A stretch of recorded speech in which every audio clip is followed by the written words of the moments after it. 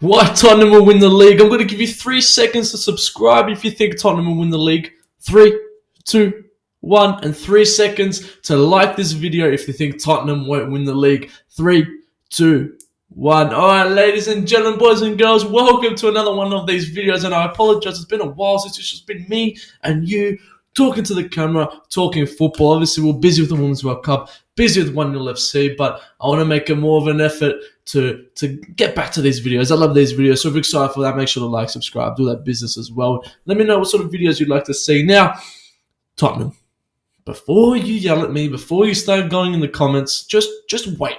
Just wait. Okay, why Tottenham will win the league? Okay, just listen first. So, obviously, an Aussie. Ange Postecoglou. Wow.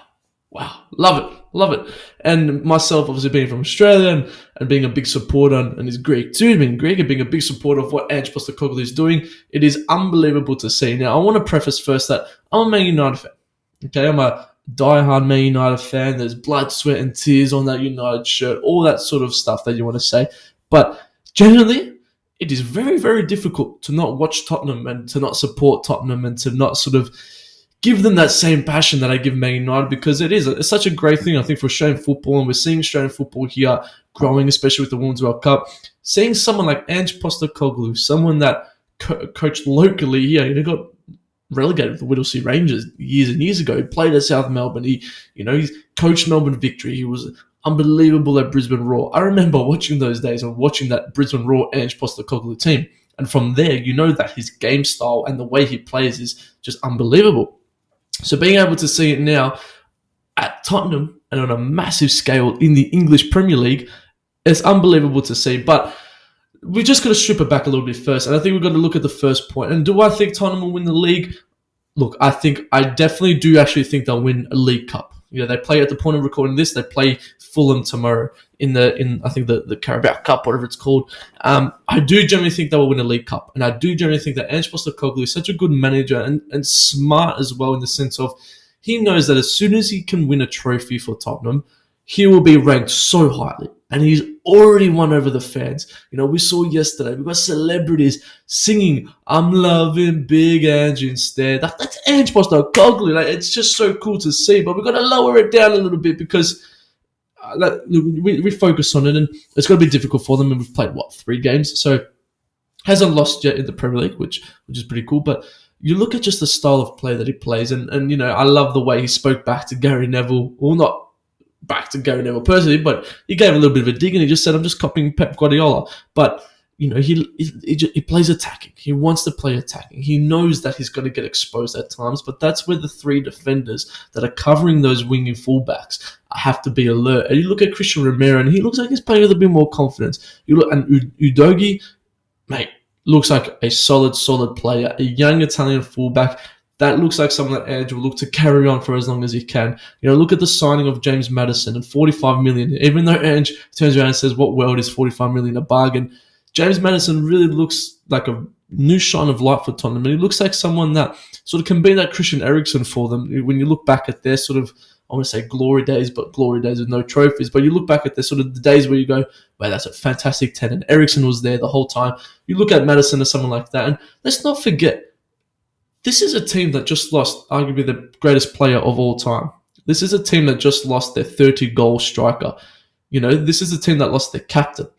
And the fact now, no one's really talking about it, because yes, when you're winning, everything looks all good and sweet. It doesn't look that bad. But they really have not replaced him well, because they haven't replaced him. I think Richarlison is still a little bit shaky and a little bit nerve-wracking, but I also wouldn't be surprised if Ange finds a different role for Richarlison. But you look at Kulusevski, scores his first goal for a very long time on the weekend, and they haven't played the biggest of oppositions, but they're like, it feels like a new team, and it feels like a fresh breath of air, and Tottenham fans are seeing that. Tottenham fans are praising that, and I think for me the biggest factor, and obviously someone that has followed Ange throughout his whole career, is he will do that little stuff that gives players confidence, and he will make sure that players give the fans confidence. And you can look at it, and I'm a sucker for this little stuff. You can look at it as simply as, when you go over to clap your away fans, don't just stay on the halfway line. You go all the way over to that corner, you look at individuals in the eye, and you clap them.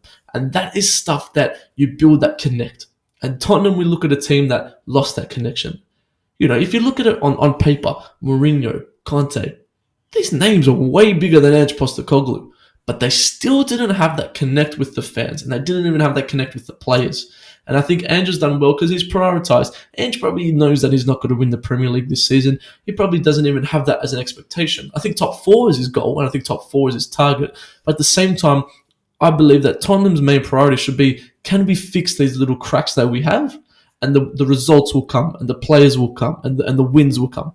And I think that's what Tottenham are doing so well right now. Even though it is very early days, you have to get on top of it early because, again, they can only beat what's in front of them. So, look, are they going to win the Premier League? It's going to be very, very difficult. But if they can get everything in the right sort of pacing and the right sort of scene, I don't see why not. You know, that like it's could it be tough for them? Yes, there's no Champions League football for Tottenham, so that's maybe for now another positive.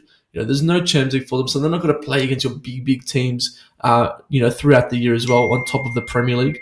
But it could be very interesting to see what Tottenham do. Excuse those messages. It's just Ange Postecoglou ringing in saying, "Mate, keep it up." But look, I want to know what you have to say. Like, what are your genuine thoughts? I think the midfield that he's transitioned into, and the midfield for me is a very, very positive part for Tottenham. And Bissouma was the Caicedo and the Mitoma before they were those people. Okay, Bissouma was that Brighton player. Ange Postecoglou, I think, is going to get Bissouma back to the Bissouma that we all know, the Bissouma that was attracting the likes of Liverpool, attracting the likes of Man United and Manchester City. Again, I think just giving him that free roam and a little bit less responsibility is really going to help a lot of these players in that Tottenham team. And Ange, again, that's another benefit that Ange Postecoglou has, is do your job.